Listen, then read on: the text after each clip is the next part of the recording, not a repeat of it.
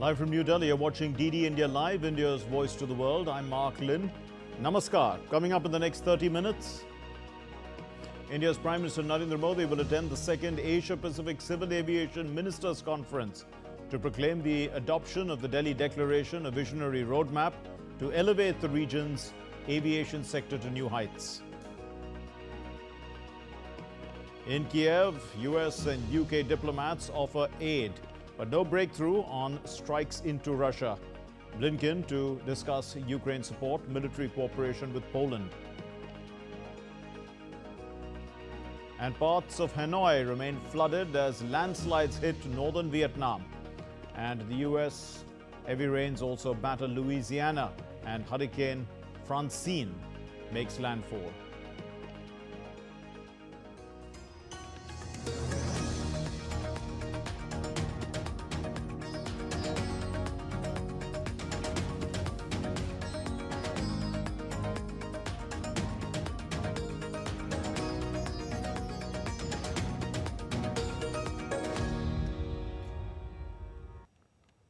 India's Prime Minister Narendra Modi will address the second Asia-Pacific Ministerial Conference on Civil Aviation at the Bharat Mandapam in New Delhi. The Prime Minister will also proclaim the adoption of the Delhi Declaration. This is by all member states. It is a visionary roadmap to elevate the region's aviation sector to new heights. Now, this conference and the adoption also of this Delhi Declaration, they represent a significant step forward in advancing safety, security, and sustainability in the Asia-Pacific civil aviation sector. The conference will bring together transport and aviation ministers, regulatory bodies, and industry experts from across the Asia-Pacific region. The conference will focus on addressing key challenges such as infrastructure development, sustainability, and workforce development, while also fostering greater collaboration between the public and private sectors. Now, India's External Affairs Minister Dr. S. Jaishankar is visiting Geneva on the third and final leg of his three-nation visit on Thursday. In Geneva, Dr. Jaishankar will meet heads and representatives of international organizations with whom India is actively engaged. He will also meet the Swiss Foreign Minister to review the close partnership between the two countries. Earlier, the Indian External Affairs Minister on Wednesday called on the German Chancellor Olaf Scholz in Berlin and conveyed Prime Minister Narendra Modi's personal greetings to him. He also looked forward to German Chancellor's visit to India for the 7th intergovernmental consultations. The Indian minister also met the German Defense Minister Boris Pistorius. And let's go across now to the External Affairs Ministry for the briefing of the spokesperson. विदेश मंत्री का एक बयान Germany से सुनने में आया है कि भारत और चीन के बीच 75% जो विवाद है वो सुलझा लिया गया है। मेरा सवाल ये है कि क्या WMCC और जो कोर कमांडर लेवल की बातचीत में जो कुछ भी निकल के आया है उससे ज़्यादा कुछ नया निकल के सामने आया है, या वो पुरानी बात को ही रेफर कर रहे थे कि 75% इशू सुलझा लिए गए?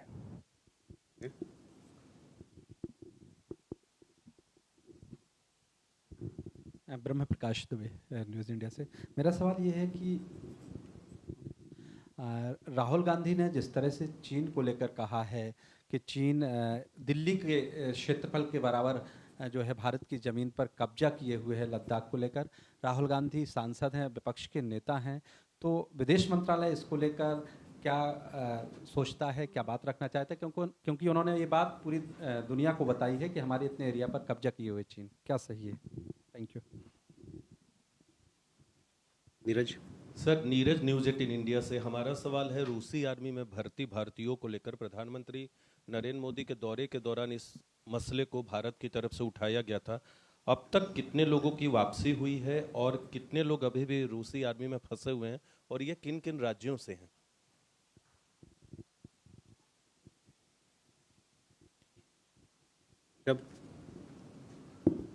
So good evening, Rishabh from Times Now. So there are reports that the Indians who went to Israel for construction work, there have been issues with them. Has there been any official communication between India and Israel regarding the condition and working standards of the Indians who are there, who went under agreement between India and Israel? Sir, I'm Huma Siddiqui from the Financial Express. So there are reports that an Indian origin Israeli soldier killed amid escalating tensions in the West Bank. So anything on that? I mean, who is this person? Is he Indian or he was born there or he's gone there? पहले कर लेते हैं इनको। उमाशंकर, आपका सवाल भारत चीन रिश्तों को लेके है। भारत चीन रिश्ते के ऊपर में विदेश मंत्री ने हाल ही के दिन दिल्ली में और फिर बर्लिन में अभी कुछ दिन पहले, 2 दिन पहले, 1 दिन पहले बात की है। उसके अलावा हम लोगों ने जो हमारी बातचीत चल रही है चीन के साथ WMCC के तहत, उसके बारे में हम लोगों ने अवगत कराया है आपको। तो विदेश मंत्री ने जो कहा है और जो हम लोगों ने अभी तक कहते आए हैं इस मंच से और WMCC के माध्यम से, वहाँ पर वही है जो स्थिति हमारी चीन और भारत की रिश्तों की स्थिति है। उससे ज़्यादा हम लोग कुछ on India-China relations, we have External Affairs Minister has spoken about it on several occasions, including recently in Berlin. Also, he had spoken here when he attended the Economic Times event. We have also been keeping you informed of the developments that have happened in our talks with WMCC in that mechanism. So that is where the India-China relations are at this present time. आपका भी सवाल का जवाब यही है कि जो हमारी जो बातें चल रही है चीन के साथ, जो रिश्ते की बात चल रही है, उस पर विदेश मंत्री ने कहा है, पिछले कुछ दिनों में बर्लिन में भी कहा है, और हम लोगों ने भी इस प्रेस कॉन्फ्रेंस के माध्यम से आपको अवगत कराया है हमारे रिश्तों के बारे में।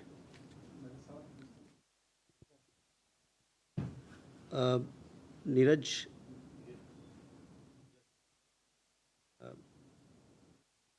रूस, आपको समय समय पर हम लोग अवगत कराते रहे हैं कि कितने लोग हमारे वहाँ पर रूसी आर्मी में जो भर्ती हैं उनको रिहा कराया जा रहा है। तो प्रधानमंत्री जुलाई में जब रशिया के दौरे पे गए तो वहाँ पर उन्होंने भी इस मुद्दे को उठाया राष्ट्रपति पुतिन से, और तब से 35 लोग भारतीय नागरिक जो रूसी सेना में भर्ती थे उनको रिहा कराया गया है। उससे पहले 10 और लोग थे जिनको रिहा कराया गया था, डिस्चार्ज हो गए थे।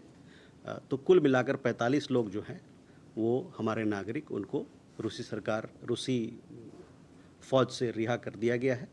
उनमें से 6 लोग, आपको जैसे कि पता होगा कि 6 लोग 2 दिन पहले भारत वापस आए थे। उनके आने का इंतज़ाम भारतीय दूतावास ने किया था, और कुछ और लोग हैं जो वहाँ पर आने वाले दिनों में जल्द ही वापस आएंगे।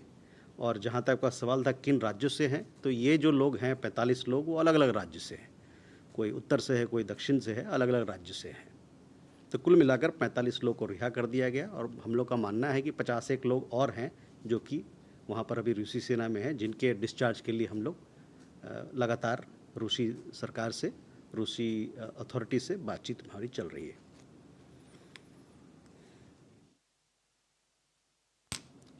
So, this particular issue of Indians, nationals who've been recruited in the Russian army and they want to be released, we have taken up this matter with the Russian side. We have been informing you of the developments. In July, when our Prime Minister traveled to Russia, he also took up the matter with President Putin. And since Prime Minister's visit, 35 Indian nationals have been discharged. Prior to that, prior to July, his visit, 10 Indian nationals had been discharged. So 45 Indian nationals have been discharged so far. Several of them have come back. 6 of them came back 2 days ago, and several others would be shortly coming back. There are 50-odd Indian nationals who are still with the Russian army, for whom we are trying our best to get them discharged as early as possible. So that is the situation. Uma, on your question, I also, as I was coming into the press conference, I read a report that an Israeli national of Indian origin has died. We will get more details. You also have the same details which I have, but if you want more on that account, but what I have been told is that he is an Israeli national. So that is what I have been able to gather from our people. Ishi?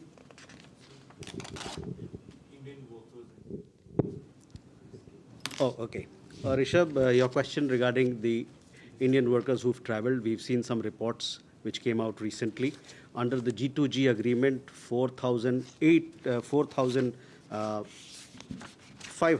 800 Indian workers have traveled to Israel in recent months. And We are getting live visuals, visuals that are being playing out currently, of Prime Minister Narendra Modi attending the second Asia-Pacific Ministerial Conference on Civil Aviation. These visuals are from the Bharat Mandapam in New Delhi, and Prime Minister also going through the exhibition center.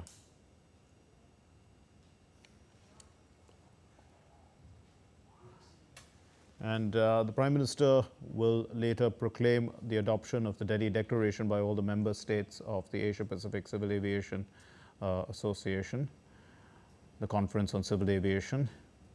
This conference, in fact, was inaugurated by India's Civil Aviation Minister Ram Mohan Naidu yesterday, and since then it's been on. And he also was elected as the chairman of the Asia-Pacific Ministerial Conference on Civil Aviation. So India is looking for strategic investments in civil aviation.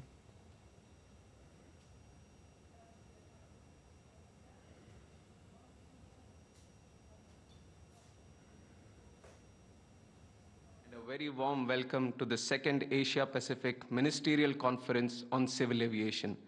Today is a landmark occasion not only for the Asia-Pacific, but for the civil aviation sector globally as we head towards adopting the Delhi Declaration, which sets the roadmap for building a coherent and sustainable aviation ecosystem.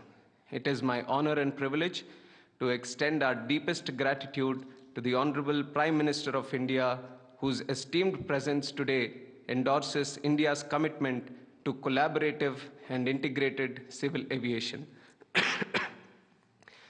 Prime Minister Narendra Modi ji's journey from very humble background to serve the society to transforming India into the world's third largest aviation market mirrors the ascent of a powerful aircraft overcoming all odds to soar high. His life embodies the spirit of determination, resilience, and unwavering commitment for nation building. Today, as he steers India on its path to global prominence, his presence symbolizes the blessings, hopes, and ambitions of more than 140 crore Indians. Prime Minister Narendra Modi ji's emphasis on innovation and self-reliance has inspired the world with possibilities that can be achieved through determination and strategic leadership. Under his able guidance, India achieved the historic feat of landing on the far side of the moon through the Chandrayaan-3 mission, proving that no dream is distant. And realization of such aspirations has been possible with Prime Minister Modi ji's unwavering commitment to enhancing both infrastructure and collaboration. One example of it is our venue itself, the Grand Bharat Mandapam. Its impressive scale and cutting-edge design align with the country's aspirations for world-class infrastructure. Today, India not only supports but leads collaborative efforts as exemplified during the COVID-19 pandemic. By delivering vaccines across Asia and the Pacific, India reinforced its commitment to one world, one planet, one family, and one future. Honorable Prime Minister, this conference also incorporates the idea of sustainability, a cause which has been personally championed by you. The campaign of Ek Ped Maa Ke Naam, plant a tree in the name of one's mother, spearheaded by you, was taken further during the conference, and to celebrate 80 successful years of International Civil Aviation Organization, 80,000 samplings were planted across the airports in the country. Sustainability is a key aspect of the vision of Viksit Bharat, which is developed India. Development in India is now a focused campaign aimed at overcoming various challenges that have persisted over the decades. 10 years ago, achieving what we have achieved today seemed very, very impossible, but under Shri Narendra Modi ji's leadership, these ambitious goals have become a reality today. A prime example is the rapid expansion of India's digital economy, marked by the launch of Unified Payments Interface, the UPI interface. The initiative has revolutionized digital transactions, making India as a global leader in fintech. This leap exemplifies our Prime Minister's commitment to drive India towards a more inclusive and connected future. As we approach the adoption of Delhi Declaration, I would like to share our Prime Minister Modi ji's vision of Sabka Saath, Sabka Vikas, which means together and for everyone's growth. This approach fosters global partnerships, leverages collective strengths, and ensures that development benefits are widespread, inclusive, and we leave no one behind. The idea of inclusivity forms the basis of our regional connectivity scheme, which was spearheaded by Honorable Prime Minister, and he named it UDAN, which is Ude Desh Ka Aam Nagrik. UDAN has revolutionized the aviation sector, and it has transformed aviation from an elite privileged class to a means of connectivity for all the citizens across the country. Modi ji's commitment to inclusivity is evident in how UDAN has not only expanded regional routes, but also had given affordable air prices and therefore democratizing air travel in the country. Honorable Prime Minister, your outlook for inclusion has also been a guiding light for us in incorporating the message of gender equality in the draft Delhi Declaration. It encourages strategies for further careers for women within the aviation sector in line with your clarion call of Nari Shakti, that is women empowerment. Our vision is to promote ease of flying, ensuring that air travel is both affordable and comfortable for everyone. India's aviation progress is just like a flight which has taken a strong takeoff, fueled by visionary government policies like the UDAN scheme, and as the flight continues to ascend, India's airport infrastructure is expanding rapidly, doubling the number of operational airports in the last 10 years from 74 to 157. As we navigate ahead, we are preparing for the next phase of growth, where we want to expand the number of airports to the tune of 350 by Viksit Bharat 2047. In thought, these strategic and visionary initiatives that India has evolved into a prominent aviation hub, now probably hosting the Asia-Pacific nations for this ministerial conference. Honorable Prime Minister, over the past 2 days, during various discussions and sideline meetings, I felt an immense sense of pride as India's civil aviation growth story was highlighted as a remarkable benchmark for the entire Asia-Pacific region. We are not only focused on strengthening our domestic aviation capabilities, but also foster regional and global connectivity. With this thought, I would like to take everyone's attention to the conference logo. It has a picture of a peacock, which is India's national bird. It embodies the idea of flight with grace and represents our aspiration to showcase India's uniqueness on the world stage. Its colorful feathers symbolize the diverse stakeholders of the aviation sector, including airlines, airport operators, MROs, and others, each contributing their unique strength and vibrant roles to the industry's collective success. Under the esteemed leadership of Honorable Prime Minister Narendra Modi ji, Delhi has emerged as a beacon of pluralism and collaborative growth. As we wrap up 2 days of comprehensive discussions and move towards adopting the Delhi Declaration, it is crucial to reflect on and highlight the key discussions that have shaped the pivotal roadmap for today.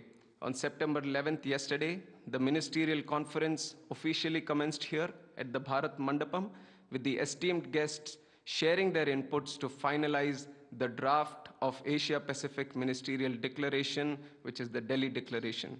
As we gather today for the plenary session, we look forward to the formal adoption of the Delhi Declaration, a document that symbolizes our shared vision for the future of aviation in the Asia-Pacific region. The adoption of this declaration will be a pivotal moment as it reflects our collective will to work together for a more connected, sustainable, and secure aviation ecosystem. And we have arrived at it all together.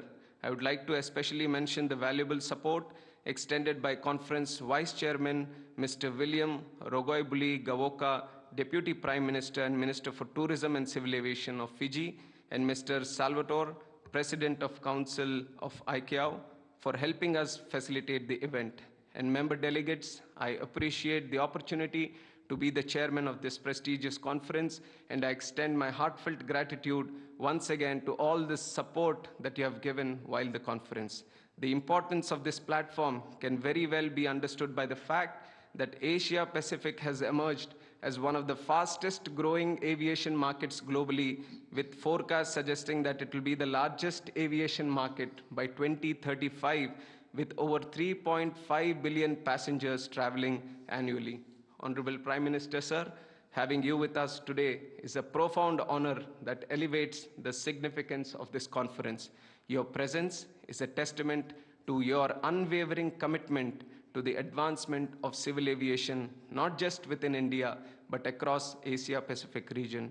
We eagerly await your inspiring words, which will undoubtedly guide and energize our efforts to shape a brighter future for global aviation. Thank you. Namaste. Thank you, Minister Naidu. May I now request? Well, we were listening to the Minister for Civil Aviation of India, Ram Mohan Naidu, in talking at the plenary of the Civil Aviation Conference of Asia Pacific. He is also the chairman. He's been elected as the chairman. And we shall return to that conference when Prime Minister Narendra Modi speaks. He was describing, of course, how India's market is going to grow to the largest in the world. It's destined to be there. And by 2035, India will have about 3.5 billion people flying in the country. And currently, in fact, also the market is looking to invest. The Indians are looking to invest about 25% of the workforce in women by 2025. Now, moving on to our next story. From being an importer, India has turned into an exporter in the defense sector, and it's exporting defense equipments to more than 90 countries. It was highlighted by the Defense Minister of India, Rajnath Singh, at the Indian Air Force's exercise Tarang Shakti 2024 in Jodhpur. And the Defense Minister also inaugurated India's Defense Aviation Exposition IDAX 2024 on Thursday. It's one of the largest multinational air exercises being conducted by the Indian Air Force in the western state of Rajasthan. Tarang Shakti is it's aimed at enhancing operational coordination among friendly countries. Addressing that event, the Defense Minister also highlighted the goal, which is to enhance operational coordination among allied nations. कुछ समय पहले तक भारत को arms and equipment के मामले में सिर्फ एक इंपोर्टर कंट्री के रूप में देखा जाता था, लेकिन आज भारत लगभग 90 कंट्रीज को आर्म्स एंड इक्विपमेंट एक्सपोर्ट करता है। इन्हीं सब का परिणाम है कि आज भारत अपनी जरूरतों के लिए डिफेंस इक्विपमेंट की मैन्युफैक्चरिंग कर रहा है, लेकिन इसके साथ ही साथ हम अनेक विदेशी इक्विपमेंट के पार्ट की मैन्युफैक्चरिंग भी अपने देश में कर रहे हैं। The exercise has brought together many birds of prey to the Indian skies for the first time to show impressive capabilities in this test of advanced capabilities.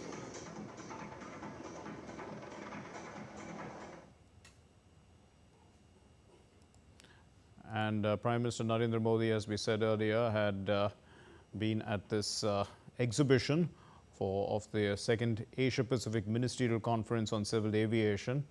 Here he is moving around in this exhibition hall before the plenary began. India's aviation sector is booming, in fact. The number of aircraft in India has increased from 400 to more than 800 in the last decade.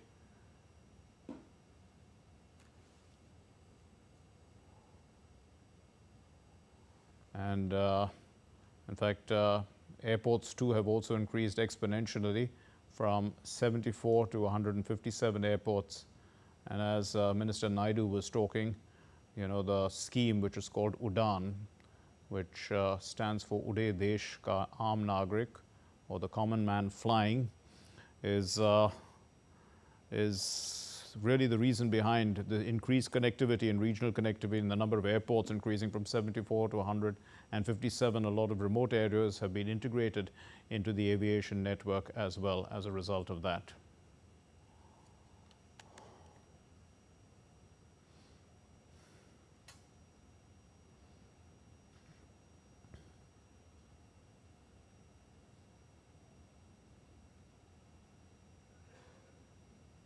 Minister Naidu had described the Prime Minister's vision actually for this sector as a plane taking off, a big plane taking off.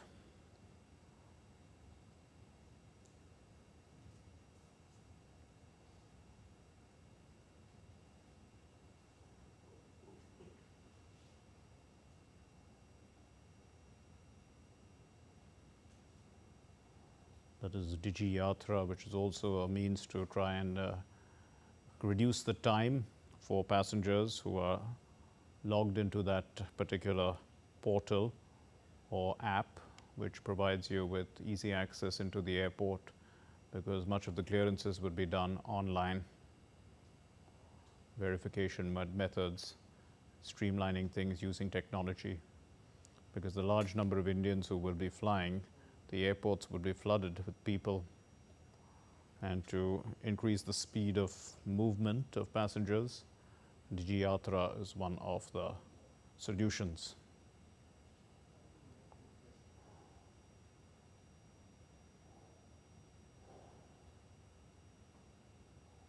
This is the flight map of India.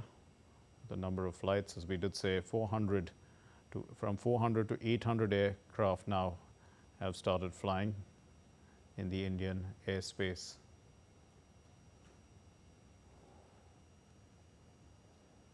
These are the other participants standing with Prime Minister Narendra Modi.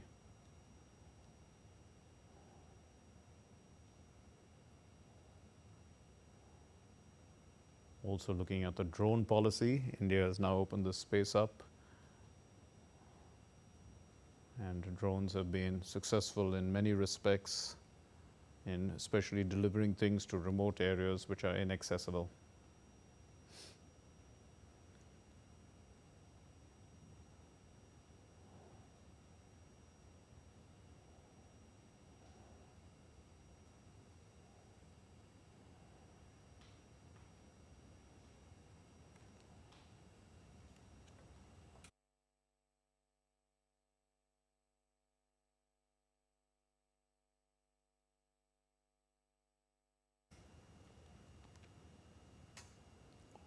The second Asia-Pacific Ministerial Conference on Civil Aviation at the Bharat Mandapam.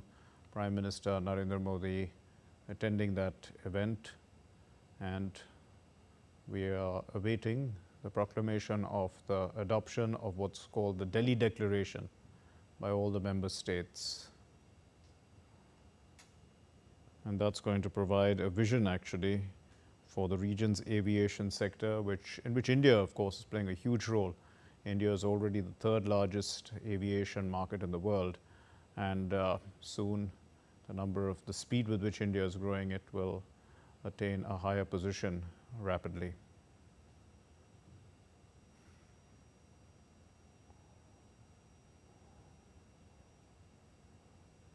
Just for a little perspective also.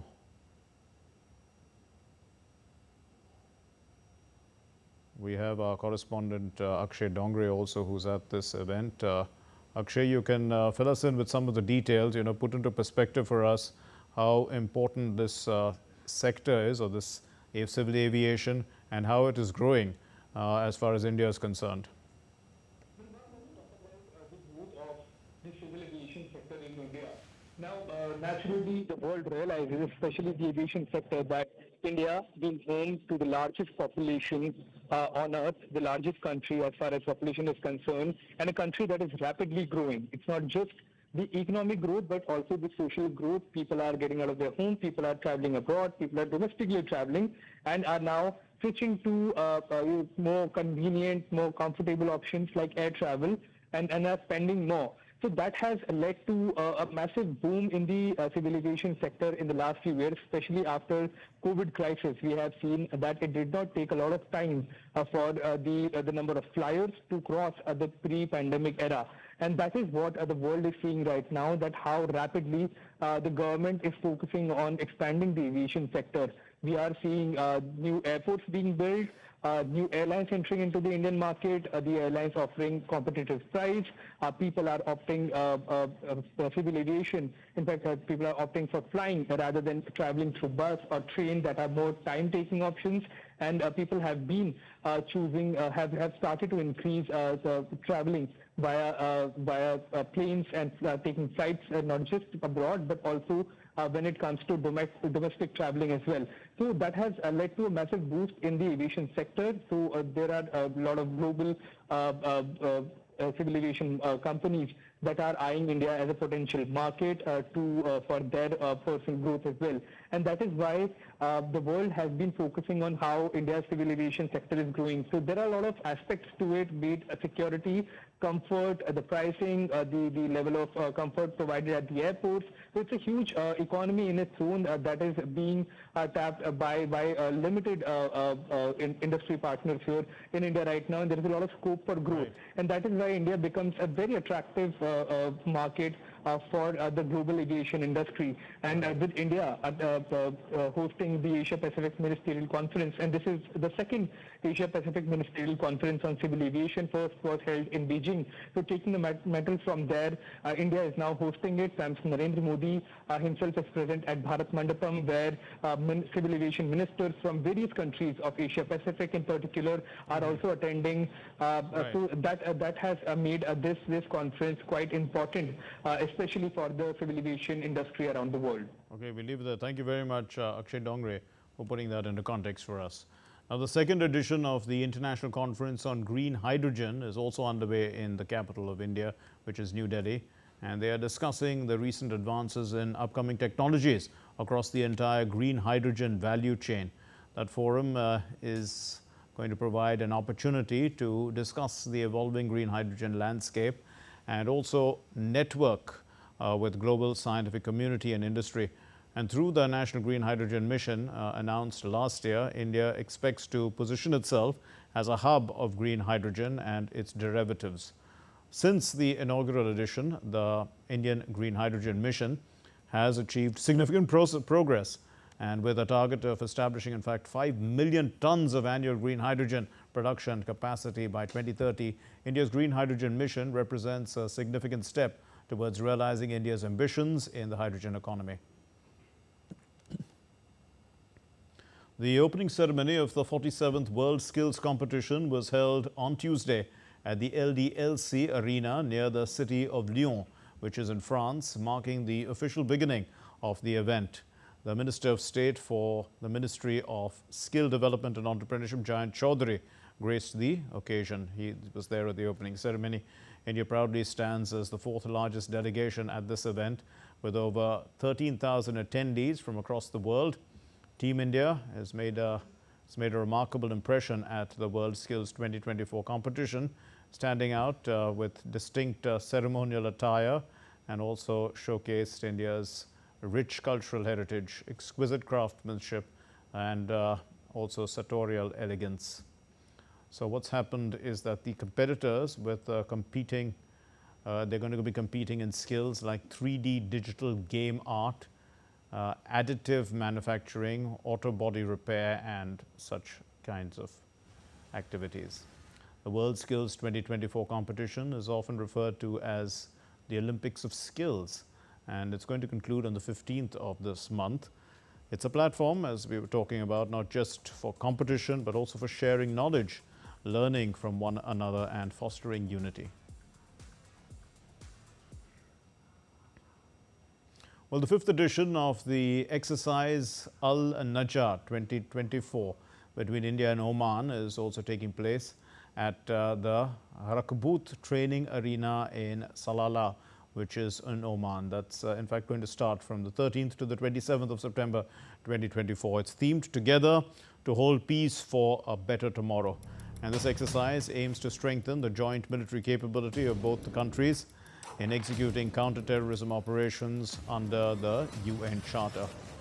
The exercise has been held biannually, alternating between India and Oman, and the last edition of the exercise was in the Indian state of Rajasthan. The Indian contingent will comprise 60 personnel, represented by a battalion of the Mechanized Infantry Regiment, including staff from other arms and services. Now, some election-related news and Jammu and Kashmir.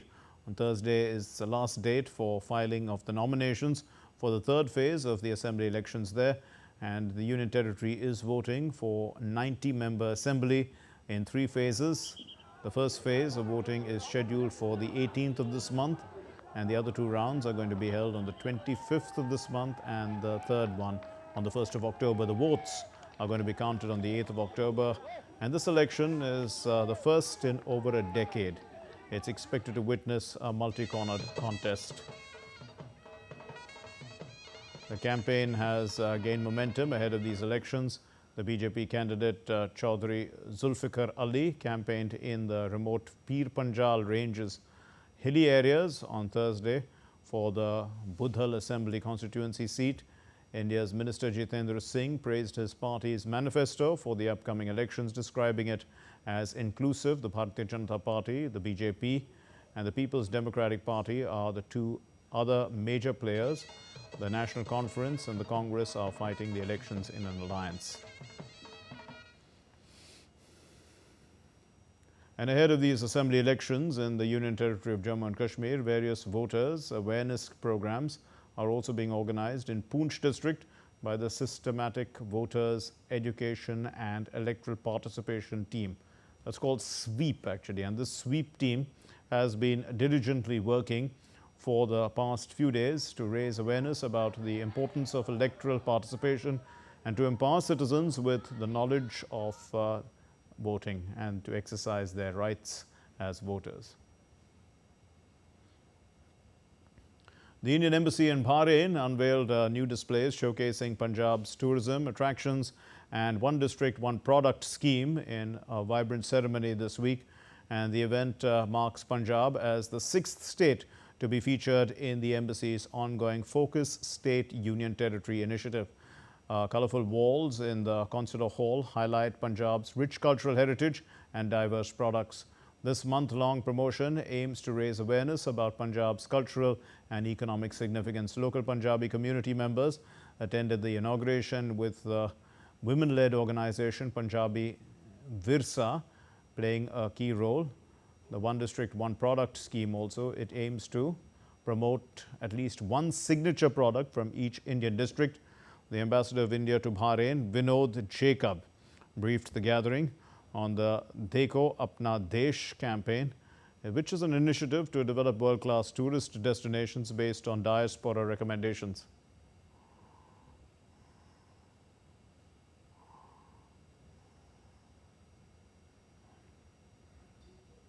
Now, the global credit rating agency Moody's has downgraded the Maldives' credit rating to CAA2, citing rising default risks due to low foreign exchange reserves. Despite including assets in the Sovereign Development Fund, reserves remain significantly below the government's external debt service obligations of US$ 600 to 700 million due in 2025 and over $1 billion in 2026. Moody's highlighted fiscal reform delays, large deficits and governance weaknesses.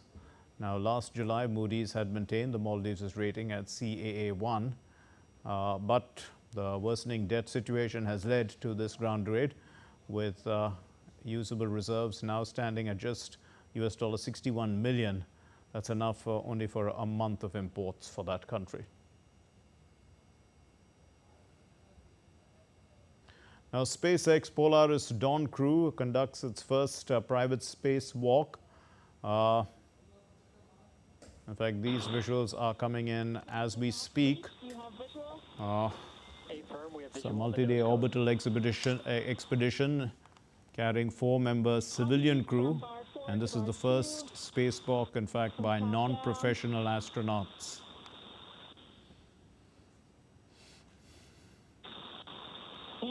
similar reach from bar 2 up to bar 4. SpaceX copies reach. Well, we were getting those visuals on live, and we shall try and get them back, but quite exciting there. The first non-professional spacewalk being done by the Polaris Dawn crew. Still to come here on DD India Live, we'll be giving you North Korea firing multiple short-range ballistic missiles off its east coast. Also, India's Prime Minister has met Paralympic medalists in New Delhi.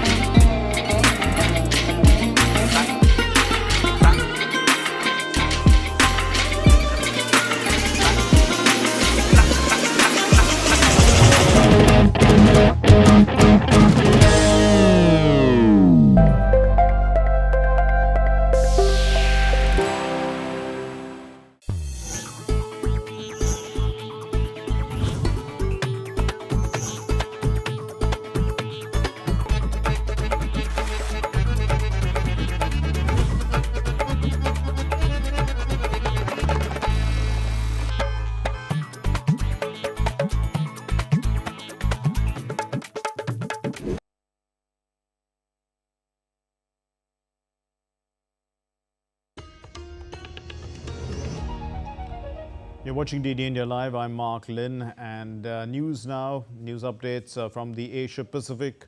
And the race to become Japan's next Prime Minister kicked off on Thursday with a record 9 candidates, including the son of a former premier and a nationalist vying to be the country's first woman leader.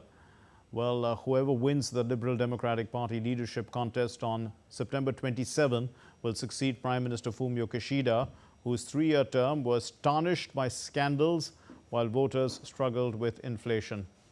Here are the leading contenders based on public opinion polls. Shigeru Ishiba, his former defense minister, is making his 5th and he says his final bid to lead the party, and that this party has governed Japan for the past 7 decades. Shinjiro Koizumi is our next candidate. We'll see him now. Here he is. In fact, he's the youngest candidate, and Koizumi is the son of the former prime minister and the heir to a political dynasty that has had a hand in governing Japan for over a century. He has presented himself as a reformer, able to restore public trust in a party mired in scandals. If elected, he would be the youngest prime minister ever in Japan. Sanane Takaichi, who's 63, represents the LDP's right wing. Takaichi serves as Japan's economic security minister. She is also known for her conservative views, including revising the pacifist constitution. Taro Kono, and with the support of the rank and file LDP members, Kono was a leading leadership candidate 3 years ago, but then he lost out to Kishida in the runoff.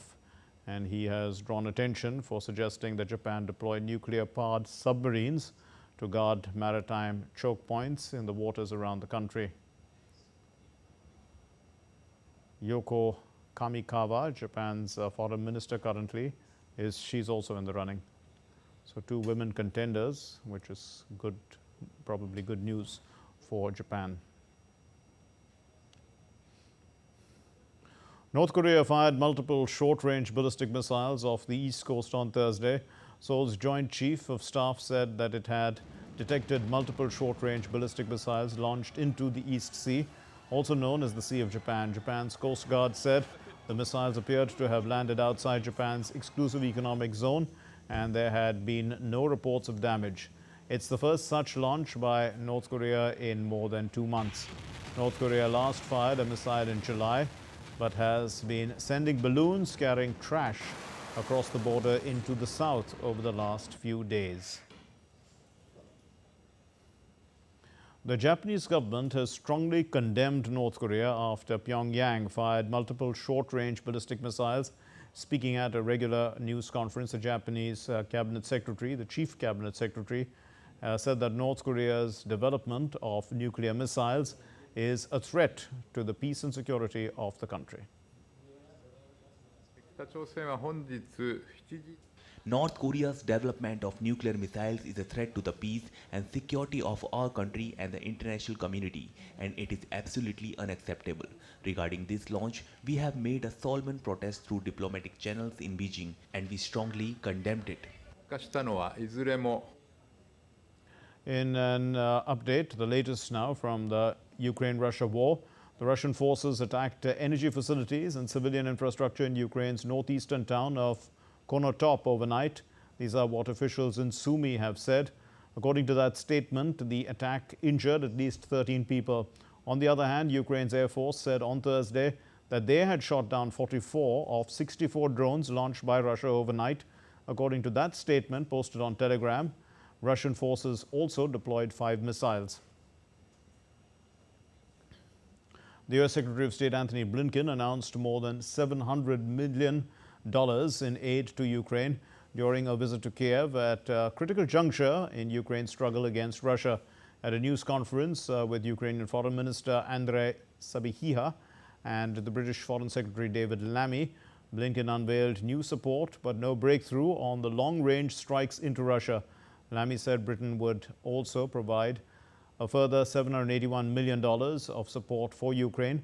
Blinken has declined to say whether Washington would give permission, but said that U.S. President Joe Biden would likely discuss the use of long-range missiles with the UK Prime Minister Keir Starmer at the White House on Friday.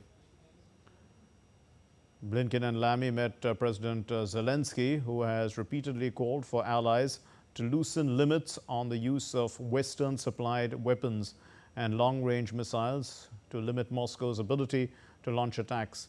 The US and the UK have not given Ukraine permission to use long-range missiles against targets inside Russia for fear of escalation. Blinken and Lammy are expected to push Ukraine for more information on its strategic arms as they consider whether to give the go-ahead. Secretary Blinken arrived in Poland on Thursday. On his visit, he will meet with senior Polish government officials to discuss support for Ukraine in its fight against Russia and deepening U.S. defense cooperation with Warsaw. Blinken is also scheduled to meet with the Polish Prime Minister Donald Tusk, President Andrzej Duda, and also the Foreign Minister Radosław Sikorski. The UN Secretary General Guterres has said that the lack of accountability for the killing of United Nations staff and humanitarian aid workers in the Gaza Strip is totally unacceptable.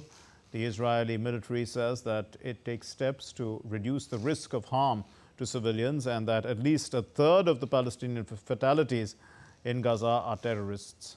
Ahead of the annual meeting of the world leaders at the UN General Assembly later this month, Guterres said the institutions have shown an enormous difficulty in making sure that accountability takes place.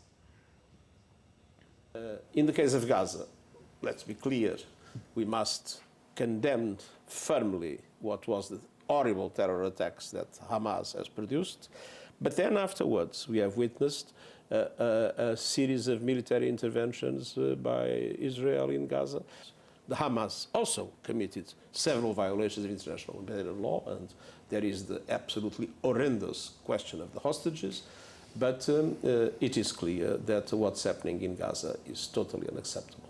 Fortunately, the institutions we have shown an enormous difficulty in making sure that accountability takes place. Hamas has reiterated its readiness to implement an immediate ceasefire with Israel based on a previous U.S. proposal without new conditions on Wednesday. Hamas added that their negotiation team, led by the senior official Khalil al-Hayya,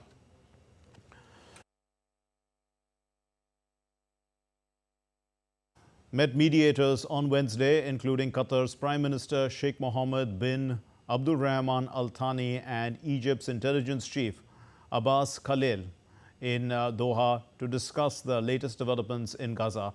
The previous proposal, put forward by the U.S. President Joe Biden in June, laid out a three-phase ceasefire and return for the release of Israeli hostages. Talks have so far failed to reach a deal to end the 11-month-old conflict. Polio vaccination campaign is underway for the third consecutive day in Gaza and northern Gaza on Thursday.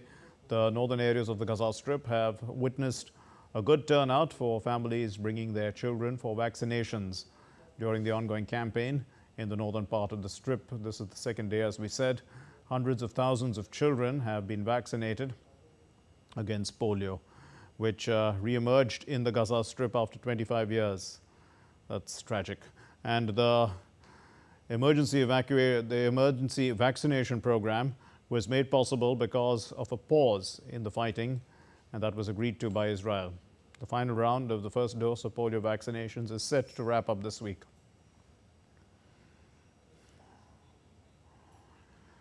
Thailand's new Prime Minister, Shinawatra, has delivered a policy statement on to Parliament, including a $13.4 billion plan to jumpstart growth of the country. Shinawatra also mentioned details of her party's signature plan for a digital wallet handout of $300 to 50 million people. The scheme has been criticized by economists and former central bank governors as fiscally irresponsible, which the government rejects. It has struggled to find sources of funding. Shinawatra is making her debut appearance in Parliament as Thailand's second female Prime Minister. She's the fourth member of a family to hold the top job.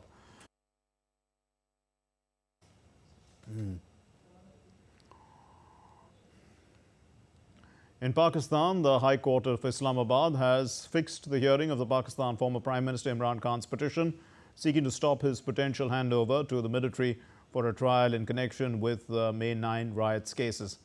The court will hear Khan's appeal on Thursday. The hearing has been fixed despite the High Court's registrar, in fact the office there, raising multiple objections to Imran Khan having filed the plea under Article 199 of the Constitution on September 3. Well, women's cricket in India is rising constantly.